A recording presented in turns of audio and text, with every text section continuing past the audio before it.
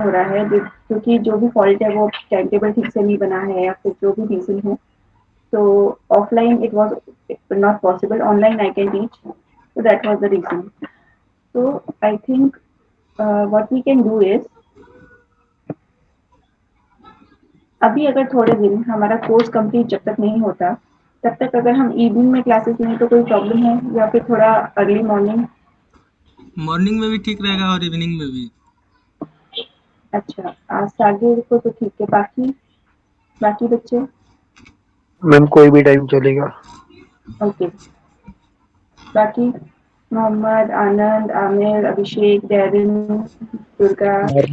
Morning ma'am में कोई भी टाइम चलेगा जो आप सही है, आपके लिए सही हो।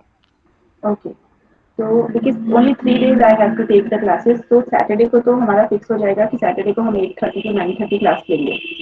Okay, only on Saturday. बाकी Thursday and Friday let me see कि मैं इवनिंग में अगर हम यही टाइम पे क्लास लें थर्सडे फ्राइडे तो चलेगा 5 to 6? Yes ma'am. Okay, yes ma'am. I will try to adjust something। हम थर्सडे फ्राइडे 8:30 से साढ़े इवनिंग में 5 to 6 लेते हैं, तो अभी थोड़े दिन हम ये टाइम टेबल फॉलो करेंगे, ठीक है, जब तक हमारा कोर्स थोड़ा आगे नहीं बढ़ जाता, क्योंकि अभी हम थोड़े पीछे चल रहे हैं, तो लेट्स सी कब तक हम ये कंटिन्यू कर सकते हैं।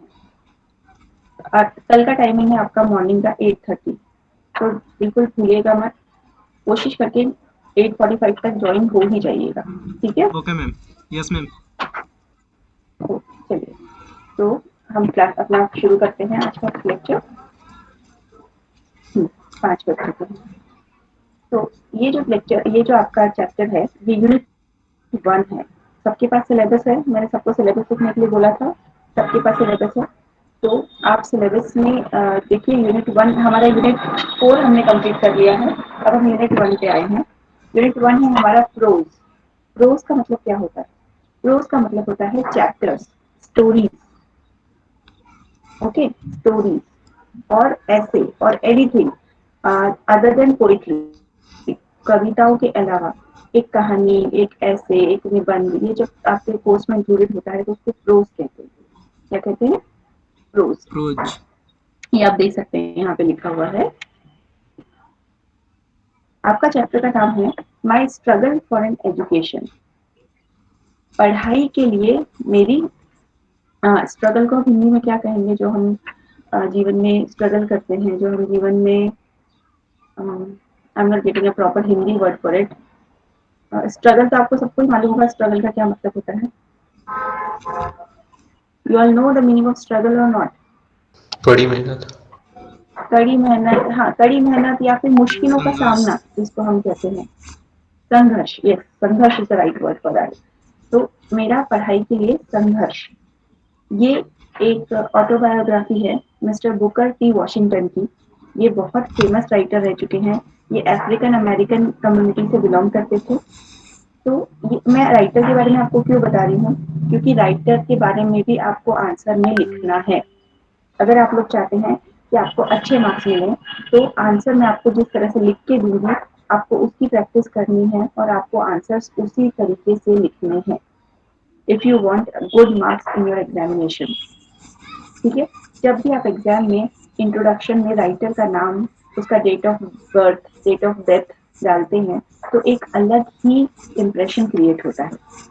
अगर मैं एवेल्यूएटर हूँ तो मैं बहुत इंप्रेस हो जाऊंगी और मैं उसके ही आपको 2 मार्क्स दे दूंगी, क्योंकि चैप्टर हर कोई पढ़ता है, चैप्टर किसने लिखा है उसके बारे में बहुत कम लोग पढ़ते हैं। तो ये बहुत इंपॉर्टेंट है, ठीक है? हम लोग यहाँ पे थोड़ा सा मैं आपको इंट्रोडक्शन दूंगी, फिर हम चैप्टर शुरू कर देंगे। Booker T. Washington (1856–1915) was a remarkable African-American leader of the late 19th and 20th century।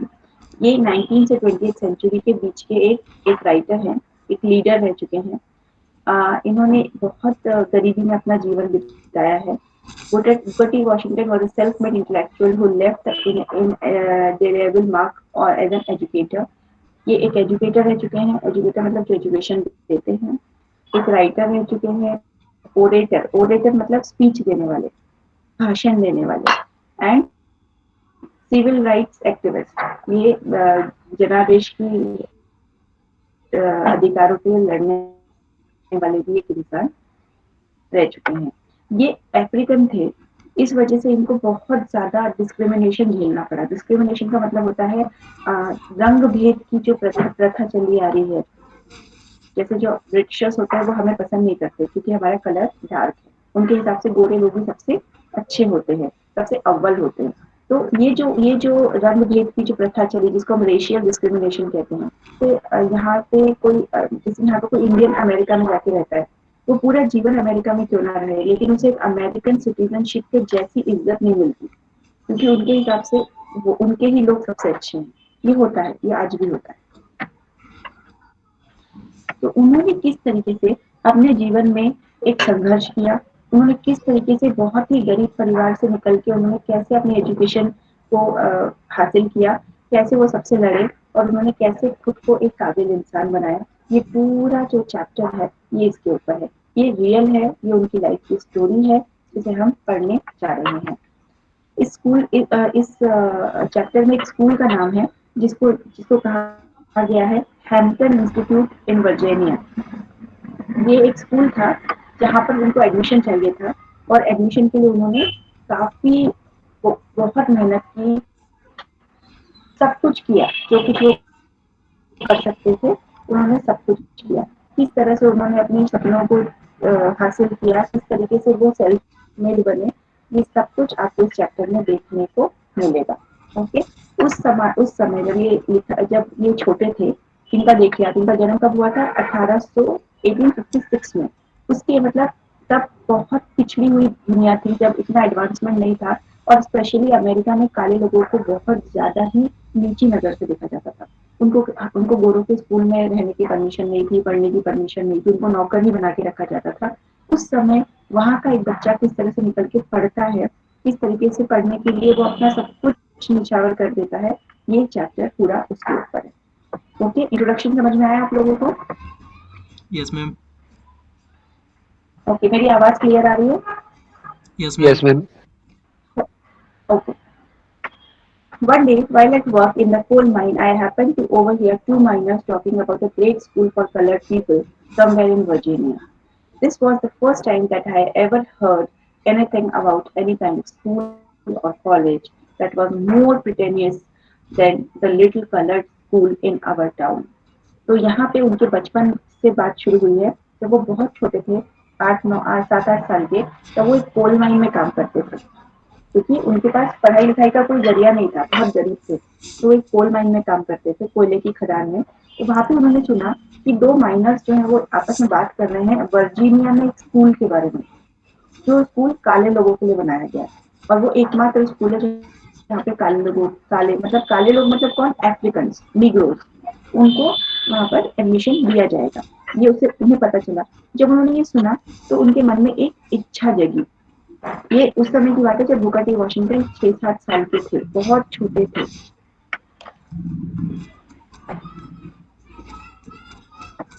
In the darkness of the mine, I noiselessly crept as close as I could to the two men who were talking. I heard one tell the other that not only was the school established for the members for my race, but the opportunities were provided by which poor but worthy students could work out or a part of the cost of board and at the same time be taught some trade or industry. वो दोनों आपस में बात कर रहे थे, दोनों खदान में मजदूर, कि वो स्कूल में सिर्फ एडमिशन ही नहीं मिलेगा, वहाँ पे सब कुछ फ्री ऑफ कॉस्ट मिलेगा, कोई पैसे नहीं लगेंगे और वहाँ पर पढ़ाई के साथ साथ बहुत सारी अलग अलग चीजें भी सिखाई जाएंगी। ये दो माइनर्स बात कर रहे हैं एक दूसरे से, जिनकी बातें बुकर टी वॉशिंगटन जब वो बहुत छोटे थे और जो कोल माइन में काम करते थे तो वो सुन रहे हैं। As they went on describing the school, it seemed to me, मी यहाँ पे जो बार बार लिखा हुआ है ना वो बुकर वॉशिंगटन ने अपने लिए लिखा है। क्यों? इसकी ये उनकी autobiography. That it must be the greatest place on earth and not even heaven presented more attractions for me at that time than did the Hampton Normal and Agricultural Institute in Virginia, about which these men were talking. I resolved at once to go to that school, although I had no idea where it was and how many miles away and how I was going to reach. I remembered only that I was on fire constantly with one ambition, and that was to go to Hampton. This thought was with me day and night. जैसे जैसे वो इसके बारे में सुनते जा रहे थे उनके मन में वहां पहुंचने की इच्छा प्रबल होती जा रही थी. He was very keen interested to reach to that institute which is called as Hampton Institute, and it was situated in Virginia. वो वर्जीनिया में इंस्टीट्यूट था. जैसे जैसे वो उसके बारे में सुनते जा रहे थे उनके मन में एक चिंगारी सी लगने लगी थी कि अब मुझे मेरी लाइफ का एक ही एम्बिशन है कि मुझे उस स्कूल में एडमिशन लेना है. आप लोगों को कहीं पे भी लगे कि आपको समझ में नहीं आ रहा है आप मुझे रोक सकते हैं और मुझसे क्वेश्चन पूछ सकते हैं. After hearing of Hampton Institute, I continued to work for a few months longer in the coal mine, which at work there I heard a vacant position in the household of General Louis Ruffner. The wife of General Ruffner was Louis Ruffner, the owner of the salt furnace and coal mine. Mrs. Voila Ruffner, the wife of General Ruffner, was a Yankee woman. Yankee मतलब जो होते हैं ना खड़ूस जिसको हिंदी में हम कहते हैं सनकी. समझे आप लोग सनकी किसको कहते हैं? जो छोटी छोटी बातों पर बहुत गुस्सा हो जाते हैं, कहीं एडजस्ट नहीं करते हैं. ठीक है, मैं बताती हूँ इसके बारे में. From Vermont, Mrs. Ruffner had a reputation that although the vicinity of being very strict with her servants and especially with the boys who tried to serve her, few of them had remained with her more than 2 or 3 weeks. They all left with the same excuse: she was too strict. I decided, however, I would rather try Mrs. Ruffner's house than remain in the coal mine. And so my mother applied to her for the vacant position. I was hired at the salary of $5 per month. ये paragraph में ये लिखा हुआ है कि वहां पे उन्होंने थोड़े दिन और कोल माइन में काम किया. उसके बाद उन्हें पता चला कि एक जो कोल माइन के जो ओनर है, कोल माइन जिनकी है वो है मिस्टर रफनर. उनके घर में एक लड़के की जरूरत है काम करने के लिए. लेकिन उनकी वाइफ के बारे में ऐसा कहा जाता था कि वो बहुत यंकी वुमन है. यंकी मतलब बहुत सनकी है. वो किसी को भी टिकने नहीं देती. बहुत ज्यादा उसको स्ट्रिक्ट है. उसको उसका काम उसके हिसाब से चाहिए. इस तरीके के जो लोग होते हैं ना वो उस किस्म की वो थी. तो उनके यहाँ काम करना बहुत मुश्किल था. बहुत सारे लोगों ने हमेशा एक ही बात कहकर उनके यहाँ से जॉब छोड़ी थी कि वो बहुत स्ट्रिक्ट है, वो बहुत चिक करती है.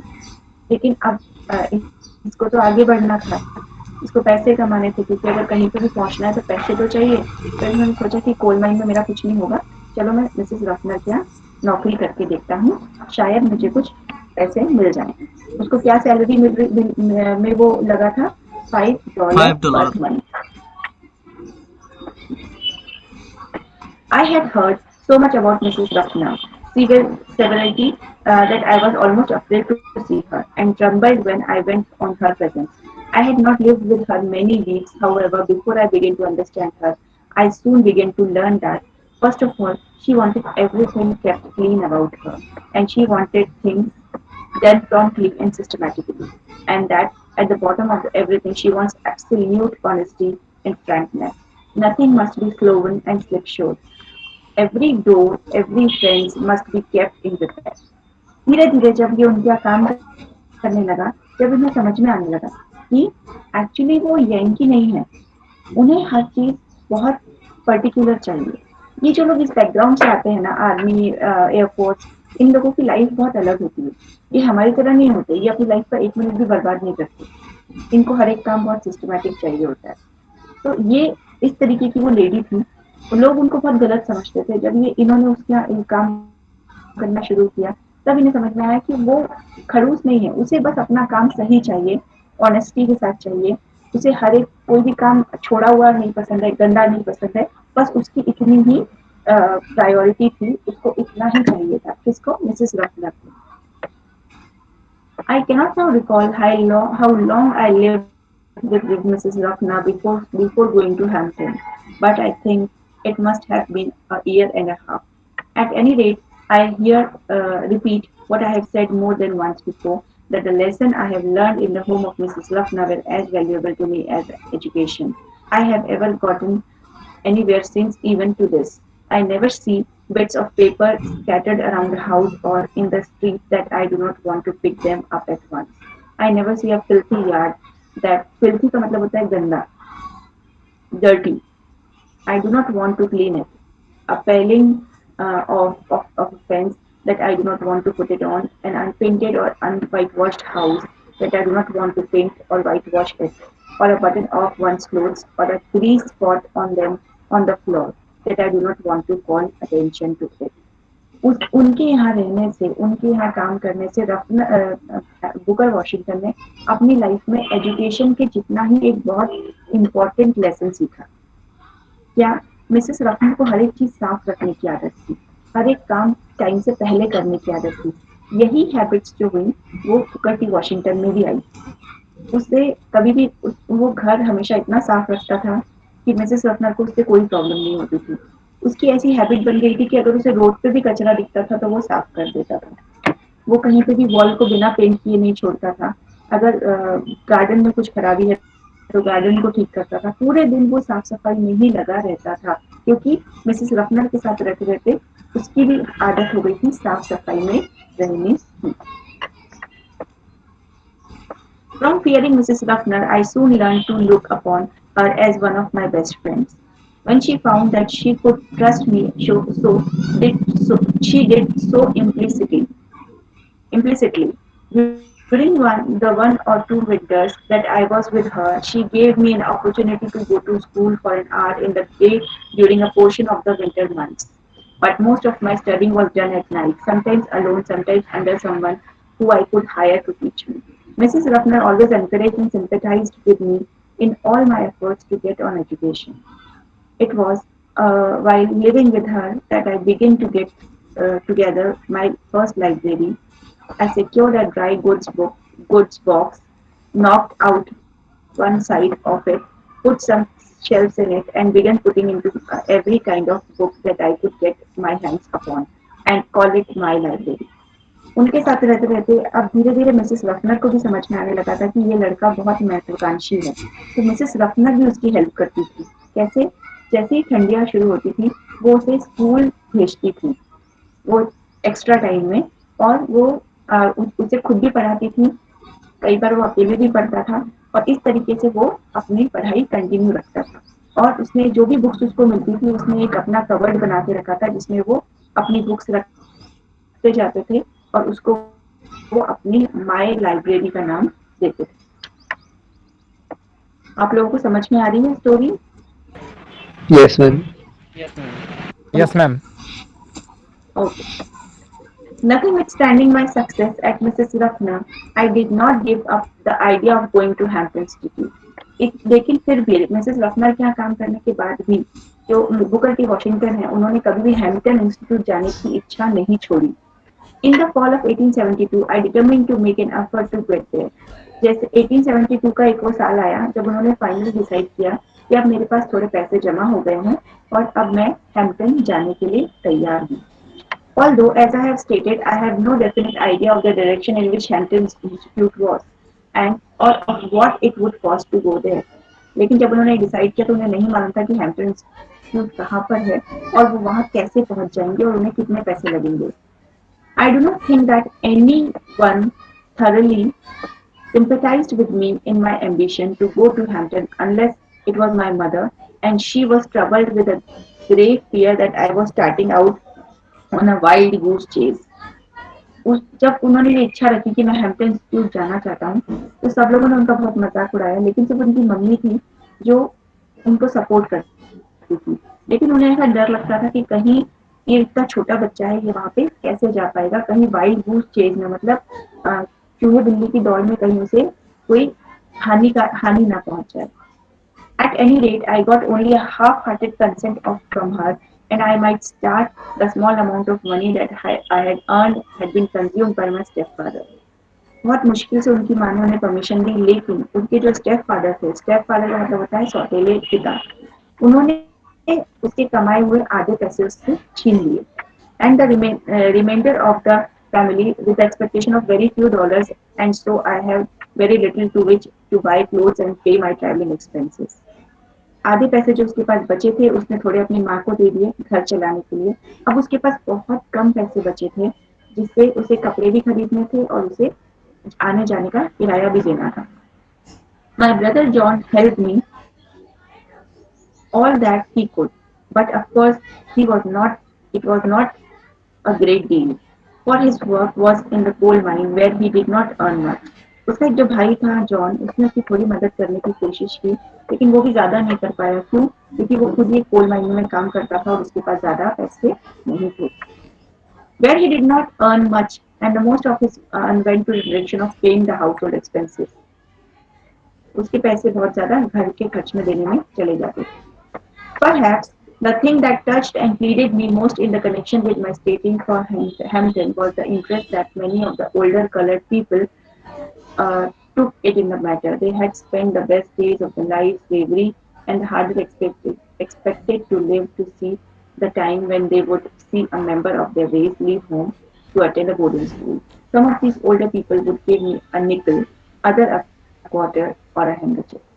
जब आजू बाजू वाले लोगों को पता चला कि बुकर बुकर को वहां जाने की इच्छा है, हैम्पटन में पढ़ाई करने की इच्छा है, तो जो आसपास के लोग थे उन्होंने उसे बहुत प्रोत्साहित किया। क्योंकि उनकी कम्युनिटी में से पहली बार कोई ऐसा इंसान था जो दूसरी जगह पढ़ने जा रहा था। उनके लिए वो एक आशा की उम्मीद थी। तो सबने उसकी थोड़ी थोड़ी मदद की कि किसी ने अपने घर से कुछ ला कर दिया, किसी ने थोड़े से पैसे दिए, किसी ने थोड़े से कपड़े दिए। इस तरीके से सबने उसकी थोड़ी थोड़ी मदद की। Finally, the great day came and I started for Hampton. I had only a small cheap sachet. Sachet मतलब एक बहुत छोटी सी पोटली that contained what few articles of clothing I could get. My mother at the time was rather weak and broken in health. I hardly expect to see her again, and thus our parting was all the more sad. She, however, was very brave though through it all. And that time there were no through trains connecting to that part of the West Virginia with the Eastern Virginia. अभी वो जहाँ रहते थे that was West Virginia. उसे कहाँ जाना था? उसे ईस्ट वर्जीनिया में जाना था। मतलब अभी वो वर्जीनिया के वेस्ट पार्ट में रहते थे और उन्हें ईस्ट में जाना था।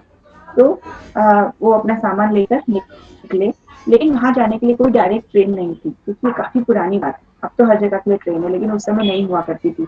तो उसे ट्रेन बदल बदल के वहां पहुंचना पड़ेगा, ये उसे पता था। तो वो उस तरीके से वो धीरे धीरे पूछते पूछते आगे बढ़ने लगा।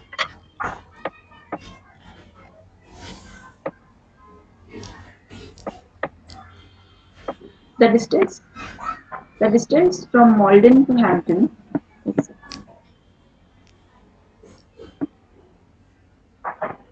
The distance from Malden to Hampton is about 500 miles. I had not been away from the home many hours before it began to grow painfully evident that I did not have enough money to pay my fare to Hampton. One experience I shall long remember. I had been traveling over the mountains most of the afternoon in an odd. Oh shit, ये तो तेरा page आ गया। Okay, चलिए हम थोड़ा सा पढ़ते हैं। We will complete till hotel keeper.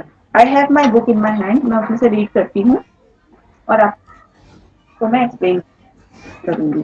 Okay Okay, ma'am. Yes, ma'am. दे रहा है।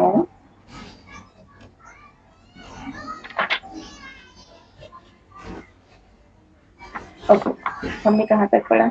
The distance from Maldon to Hampton is 500 miles. Hampton से वहां वो जहाँ पे रहता था उस जगह का नाम था मॉल्डन। मॉल्डन से हैम्पटन जाने के लिए 500 माइल्स का रास्ता तय करना था। I had not been away from the home many hours before it began to grow painfully evident that I did not have enough money to pay. I had been traveling over the mountains most of the afternoon in the old-fashioned stagecoach. When I am late in the morning, in the boat stopped for the night at a common painted house called a hotel. All the other passengers, ये page चल रहा है। All the other passengers except myself were whites. In my ignorance, I supposed that the little hotel existed for the purpose of accommodating the passenger who travelled on the stagecoach. अब क्या हुआ, इन्होंने अपनी journey शुरू की। ये एक बहुत लोकल से कोच में बैठे, एक ट्रेन जो चल रही थी, तो वो ट्रेन बहुत सारे यात्रियों को लेके जा रही थी, जिसमें सब मैक्सिमम गोरे थे। खाली यही एक काले काले थे, मतलब यही एक अफ्रीकन थे, बाकी सब अमेरिकन थे। After all the other passengers had shown the rooms and were getting ready for the supper, I shyly presented myself before the men at the desk. वहां पे रास्ते में जब ट्रेन रुकी तो सब लोग उतर के एक होटल जैसी जगह में गए। बुकर टी वॉशिंगटन को मालूम ही नहीं था कि होटल क्या होता है, क्योंकि उन्होंने कभी जीवन में होटल देखा ही नहीं था। तो उन्हें जीवन में पहली बार पता चला कि एक ऐसा घर होता है जो घर के अलावा ऐसी जगह होती है जहाँ पे हम रह सकते हैं। तो उन्हें ये देखकर बहुत ताज्जुब हुआ। सब लोग उतर कर चले गए और सब लोग वहां जाके उन्होंने अपने अपने रूम्स ले लिए। अब बुकर बहुत देर तक देखता रहा। फिर वो एक इंसान के पास गया और उसने उनसे पूछा कि क्या मैं भी किसी रूम में रुक सकता हूँ।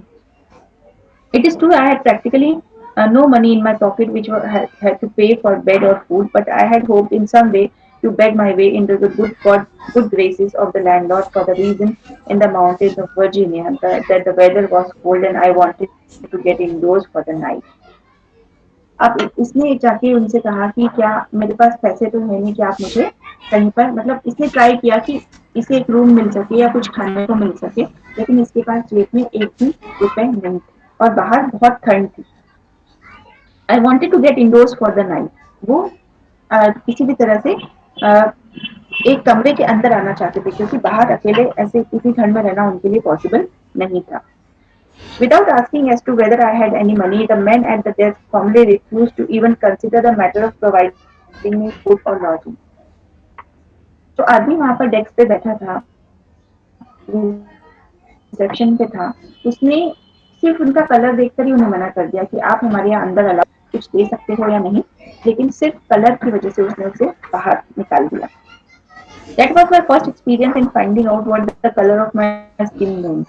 उस दिन इन्हें पहली बार पता चला कि रेसिज्म क्या होता है, रंग भेद क्या होता है। In some way, I managed to keep warm by walking about and still got through the night. My whole soul was so bent upon reaching Hampton that I did not have the time to cherish any bitterness towards the hotel keeper. अब उनको समझ में आ गया कि मैं यहाँ पे नहीं रुक सकता, तो उन्होंने यही सोचा कि अगर मुझे खुद को बचाना है तो मुझे चलते रहना होगा, क्योंकि अगर मैं कहीं पे भी रुका तो ये ठंड से मैं मर जाऊंगा, मेरा खून जम जाएगा। तो मुझे मेरी बॉडी की हीट को बना के रखना पड़ेगा, मुझे चलते रहना पड़ेगा। एक पैराग्राफ और ले लें।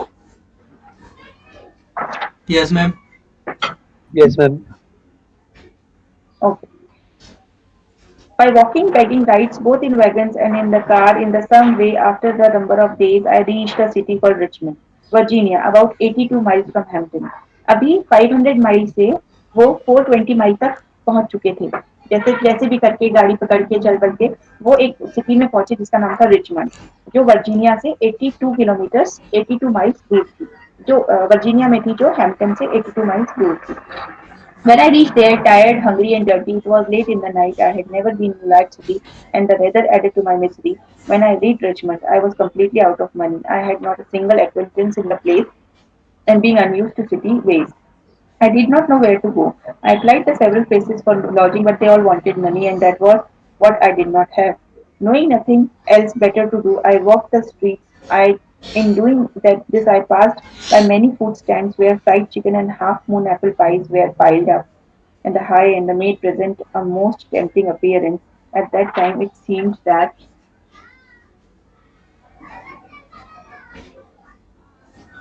I would have promised all that I expected to purchase in the future to have gotten hold in one of these chicken legs or one of those pies. But I could not get either of these, nor anything else to eat. अब क्या वो चलते चलते Richmond city पहुंचे। जब वो Richmond city पहुंचे तो उनकी हालत बहुत खराब हो चुकी थी।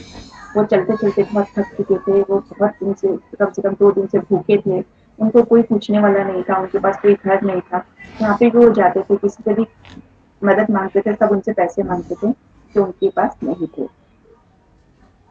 तो आखिरी में उनकी हालत बहुत खराब हो गई थी। वो जहाँ से गुजर रहे थे वहां पर उन्होंने कुछ स्टॉल देखे खाने के, जहाँ पर कुछ चिकन स्नैक्स और कुछ एप्पल पाइज वगैरह थे, लेकिन उनके पास पैसे ही नहीं थे। तो उन्होंने वो चीज देखकर ऐसे इमेजिन किया कि जब मेरे पास पैसे आएंगे मैं सबसे पहले यही खाऊंगा। Okay, we can continue this tomorrow also. अगर आप लोगों को हैवी हो रहा है तो मैं बंद कर देती हूँ, और नहीं हो रहा है तो हम ये चैप्टर कंप्लीट कर सकते हैं, जैसा आप लोग बोले। क्या करना है? मैम आगे पढ़ाई। ओके, तो हम एक काम करते हैं, हम आज ये चैप्टर कंप्लीट कर लेते हैं, फिर कल मॉर्निंग में हम कोई क्लास नहीं रखेंगे, मैं सिर्फ आपको नोट्स अपलोड कर दूंगी, चलेगा? Yes, ma'am. तो आज क्योंकि कल का भी हम आज पढ़ लेंगे, तो मैं आपको सिर्फ कल इसके जो रिटर्न नोट्स है वो अपलोड कर दूंगी, आप लोग सिर्फ अपनी कॉपी कंप्लीट कर लीजिएगा, फिर आपको कल क्लास करने की जरूरत नहीं। Okay okay, ma'am. Yes Yes, ma'am. ma'am. तो हम ये फटाफट फिनिश करते हैं। Okay, yes ma'am. I must have walked the street till after midnight, and at last I became so exhausted that I could not walk no longer. I was tired, I was hungry, I was everything but discouraged. Just about the time when I reached extremely physical exhaustion, I came upon a portion of a street where the board sideways was considerably elevated, and I waited there for a few minutes till I was sure that no passers-by would see me, and then crept under the sidewalk and lay for the night upon the ground. With my sachet of clothing for a pillow, nearly all night I could hear the tramp of feet over my head. The next morning I found myself somewhat refreshed, but I was extremely hungry because it has been a long time since I have had sufficient food. As soon as it became light enough for me to see my surroundings, I noticed that I was near a large ship, and this ship seemed to be unloading a cargo of pig iron. Okay, so ये paragraph let me explain you up to eaten.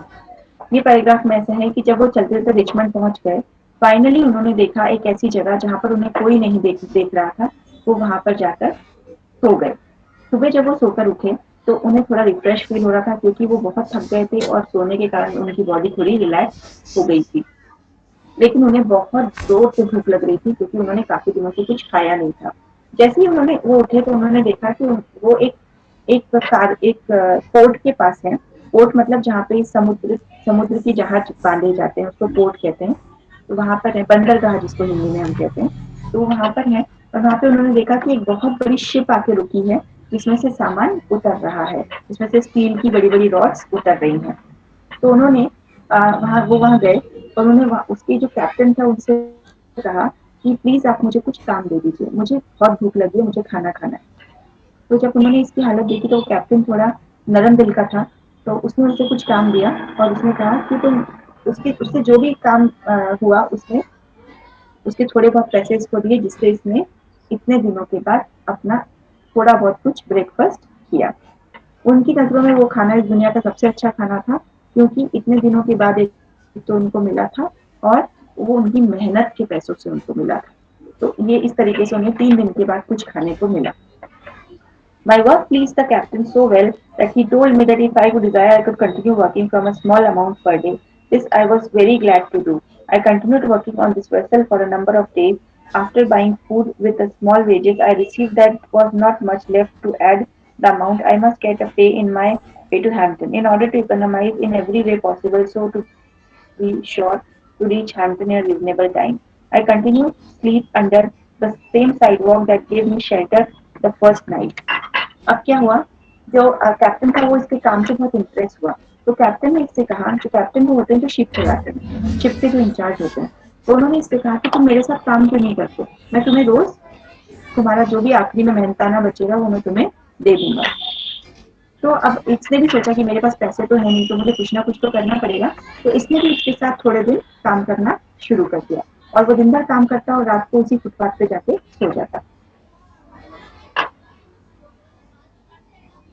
I was in Richmond. Many years after that, the colored citizens of Richmond were very kindly tendered me a reception, at which there must be 2,000 people present.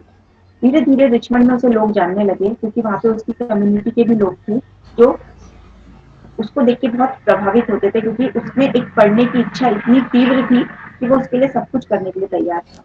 This reception held not far from the spot where I slept the first night I spent that city, and I must confess that my mind was more upon the sidewalk that first gave me shelter than upon the reception agreeable or cordial as it was.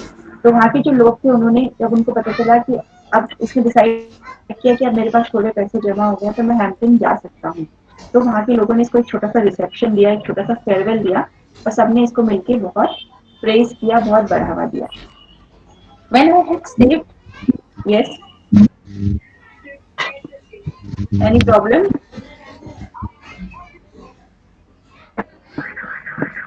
Okay.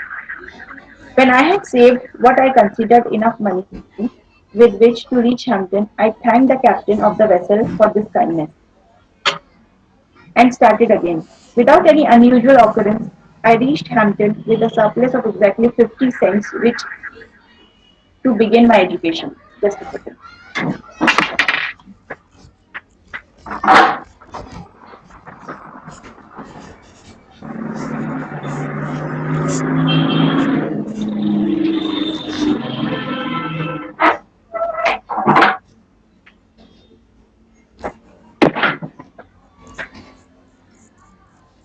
Yes.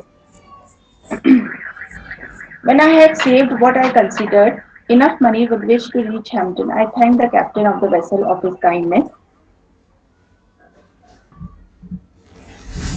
and started again. Without any unusual occurrence, I reached Hampton with a surplus of exactly 50 cents with which to begin my education. अब finally उन्होंने captain को भी thank you कहा और वो वहां से Hampton के लिए निकल गए। जब वो हैम्पटन पहुंचे तो उनके पास जेब में 50 सेंट्स थे। 50 सेंट्स एक अमाउंट होता है, पैसों की गिनती होती है 50 cents. To make to me it had been long even eventful journey, but the first sight of the large three-story brick school building seemed to have rewarded me for all that I had undergone in order to reach this place. सब कुछ करने के बाद जब वो Hampton पहुंचे और जब उन्होंने हैम्पटन की बिल्डिंग को देखा जो तीन फ्लोर की थी, वो अपने जीवन के सारे दुखों को भूल गए। उन्होंने वो देखकर सोचा कि यही वो चीज है जिसके लिए मैंने इतना स्ट्रगल किया। If the people who gave the money to provide that building could appreciate the influence the sight of it had upon me, as well as upon thousands of other youths, they would feel all the more encouraged to make such gifts. It seemed to me to be the largest and most beautiful building I had ever seen. जब उन्होंने इस building को देखा तो उनको ऐसा लगा कि ये बिल्डिंग बहुत ज्यादा हमारे लिए कितनी इम्पोर्टेंस रखती है, ये किसी को भी नहीं पता है, क्योंकि हमारे पास इसके सिवा कुछ भी नहीं। यही एक जगह है जहाँ से हम अपना फ्यूचर बना सकते हैं। और बुकर टी वॉशिंगटन की नजरों में उससे सुंदर कोई बिल्डिंग आज तक उन्होंने नहीं देखी थी। The sight of it seemed to give me new life. I felt that a new kind of existence had now begun, that life would now have a new meaning. I felt that I had reached the promised land and I resolved to let no obstacle prevent me from putting forth the highest effort to find myself to accomplish the most good in the world. अब Booker T Washington ने सोचा कि अब तो मैं यहाँ पहुंच चुका हूँ, अब मुझे यहाँ एडमिशन देने से कोई नहीं रोक सकता, अब मेरे रास्ते में कोई भी तकलीफ नहीं आएगी। As soon as possible, after reaching the grounds of the Hampton Street, I presented myself before the head teacher for the assignment to the class. Having been so long without proper food, a bath, a change of clothing, I did not, of course, make a very favorable impression upon her, and I could see at once that there were doubts in her mind about the wisdom of admitting me as a student. जब वो finally एक admission counter पे पहुंचे तो वहाँ पे जो madam बैठी थी उन्होंने इसे बहुत अजीब तरीके से देखा। क्यों? क्योंकि इतने दिनों से वो एक मजदूर का जीवन जी रहे थे, उनके पास अच्छे कपड़े नहीं थे, वो बहुत अच्छे दिख नहीं रहे थे। तो जब मैडम ने उसको देखा तो मैडम के मन में कुछ डाउट आया कि क्या ये बच्चा सही में पढ़ने आया है या सिर्फ आवारागर्दी करने आया है। I felt that I could hardly blame her if she got the idea that I was worthless loafer or tramp. For some time she did not refuse to admit me, neither did she decide in favor, and I continued to linger about her and to impress her in all the ways I could with my worthiness. In the meantime, I saw her admitting other students, and that added greatly to my discomfort, for I felt deep down in my heart that I could do as well as they if I could not get any chance to show what was in me. वो देख रहे थे कि किस तरह से वो जो मैडम है वो दूसरे बच्चों को एडमिट कर रही थी, एडमिशन दे रही थी, पर इसकी तरफ देख भी नहीं रही थी। तो कहीं ना कहीं इनके मन में बहुत ज्यादा नेगेटिव फीलिंग आने लगी। इन्हें एक अजीब सा दुख हो रहा था कि मैंने वो जो बच्चे कर सकते हैं वो मैं भी कर सकता हूँ, लेकिन सिर्फ मेरे अपीयरेंस के कारण, मेरे कपड़ों के कारण, मेरी शक्ल के कारण मैडम मुझे अंदर आने के लिए एडमिशन नहीं दे रही है। After some hours has passed, the head teacher said to me, "The adjoining recitation room needs sweeping. Take the broom and sweep it." जब सब बहुत घंटे गुजर गए, उसके बाद जो मैडम थी उन्होंने बुकर टी वॉशिंगटन को बुलाया और उन्होंने उनसे क्या कहा। उन्होंने कहा कि बाजू वाला जो रूम है वो लाइब्रेरी का रूम है, वहाँ पे बुक्स हैं, तुम जाओ और उसे साफ करो। इतना कुछ करने के बाद भी आखिरी में इस बुकर टी वॉशिंगटन को यही मिला। Offered to me at once that there was my chance. Never did I receive an order with more delight. I knew that I could sweep, for Mrs. Ruffner had thoroughly taught me how to do that when I lived with her. तो उन्होंने इस चीज को भी एक opportunity की तरह लिया। उन्होंने ये नहीं सोचा कि इन्होंने मेरी इंसल्ट की, बल्कि उन्होंने ये सोचा कि चलो ये तो काम मुझे आता है और मिसेस रफनर ने मुझे ये काम बहुत अच्छे से सिखाया है, तो मैं ये बहुत अच्छे से करूंगा। I swept the recitation room 3 times, then I got a dusting cloth and I dusted it for 4 times. All the woodwork around the walls, even bench, table and desk, I went over 4 times with my dusting cloth. Beside, every piece of furniture had been moved and every closet and corner in the room had been thoroughly cleaned. I had the feeling that in a large measure of my future depended upon the impression I made upon the teacher in the cleaning of that room. उन्होंने पूरे room को 4 बार साफ किया, हर furniture को, हर bench को, हर कोने को, हर एक चीज को उन्होंने इतने अच्छे से साफ किया क्योंकि उन्हें लगता था कि यही मेरा आखिरी चांस है। When I was through, I reported to the head teacher. She was Yankee woman who knew just where to look for the dirt. वो भी जो जब उन्होंने अपना काम खत्म कर लिया तो उन्होंने हेड टीचर को बुलाया। वो टीचर भी मिसेस रफनर की तरह ही थी, तो उससे पता था कि धूल कहाँ पर अभी भी हो सकती है, कहाँ पे कौन सा एरिया अभी भी गंदा हो सकता है। She went into the room and inspected the floor and closet. Then she took her handkerchief and rubbed it on the woodwork about the walls and over the table and benches. Then she was unable to find one bit of dirt on the floor or a particle of dust on any of the furniture. She quietly remarked, I guess you will do to enter this institution.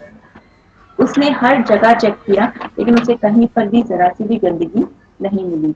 तो finally she was impressed और उन्होंने क्या कहा कि ठीक है, तुम इस स्कूल में एडमिशन ले सकते हो।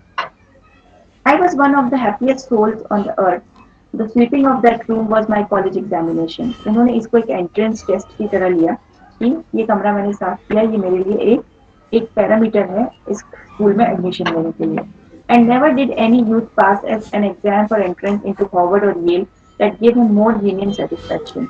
उन्हें ये करने के बाद ऐसा लग रहा था जैसे बड़ी-बड़ी जो competition एग्जाम्स होती हैं उन्होंने वो पास कर ली। I have passed several examinations since then, but I have always felt that this was the best one I ever passed. उन्होंने जीवन में और भी बहुत सारी एग्जाम दी थी, बट ये सबसे कठिन परीक्षा थी जो उन्होंने पास कर ली। तो ये उनकी लाइफ की पूरी जर्नी है।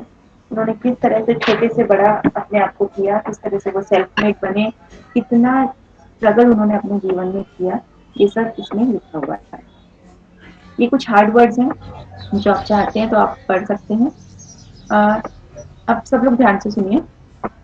आई होप आप लोग सो नहीं रहे हैं, जाग रहे हैं। Yes ma'am. What about others? Okay, Yes, ma'am. हाँ, ये मैंने टेक्स्ट आपके पास ही छोड़ा है, इसे एक बार पढ़ लीजिएगा ताकि आप लोगों को कुछ और डाउट हो तो you will come to know. इसमें अब आपको जो एक न्यू फ्रेश पेज लेना है, उसमें चैप्टर नंबर 1 यूनिट 1 उसके नीचे 1.1 my struggle for an education, और इतना लिखकर अब मैं आपको जिस तरह से लिख कर दूंगी वैसे ही आपको लिखना है। मैं आपको ये 120 वर्ड्स का आंसर लिख कर दूंगी, उसके बाद 75 वर्ड्स वाले question number 1, question number A, question number B मैं लिख कर दूंगी। सी आपको खुद करना है, सी खुद करना है। इसके लिए नोट्स मत खरीदिएगा, कोई बाजार से कोई फालतू नोट्स नहीं लेना है, उससे टेक्स्ट में आपको सब मिल जाएगा, उसी में से देखकर लिखना है, क्योंकि आप पैसे बर्बाद मत कीजिए। नहीं आंसर मिलते हैं मुझे बताइए, मैं आपको इसके भी आंसर दूंगी, लेकिन पहले खुद कोशिश कीजिए। और ये तो स्ट्रिक्टली आपको ही करना है, ये क्योंकि पर्सनल रिस्पॉन्स क्वेश्चन है। Write a paragraph of about 100 to 150 words on any person you know or have read about who has defied the odds in order to find success. आपको अपने जीवन में किसी भी एक ऐसे इंसान के बारे में लिखना है जिसने अपनी लाइफ में बहुत स्ट्रगल किया हो कामयाबी पाने के लिए। वो कोई भी हो सकता है, आपका भाई हो सकता है, आपके पापा हो सकते हैं, आपकी मम्मी हो सकती है, आप कोई भी हो सकता है, तो उसके बारे में आपको लिखना है। फिर Have you read any autobiography or biography? क्या आपने कभी किसी की जीवनी आत्मकथा पढ़ी है? Who has contributed meaningful to the country's development, Indian के बारे में ही लिखना है, इसकी वजह से हमारे देश का नाम रोशन हुआ है। अगर हाँ, make a presentation on him her to your classmates, इसका एक प्रेजेंटेशन आपको बनाना है। तो ये आपको पावर पॉइंट में करना है, काय में करना है, पावर पॉइंट में।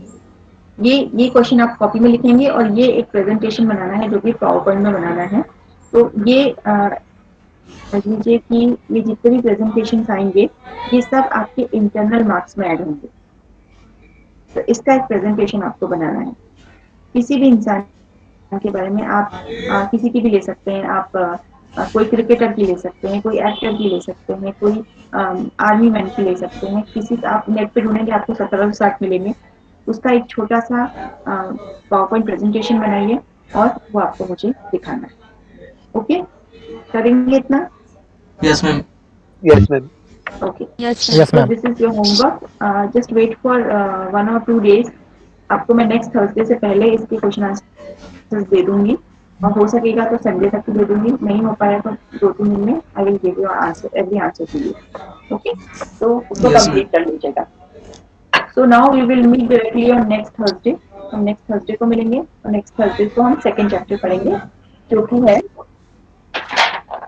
Night angel Florence Nightingale. ठीक है, ये हम नेक्स्ट थर्सडे को करेंगे।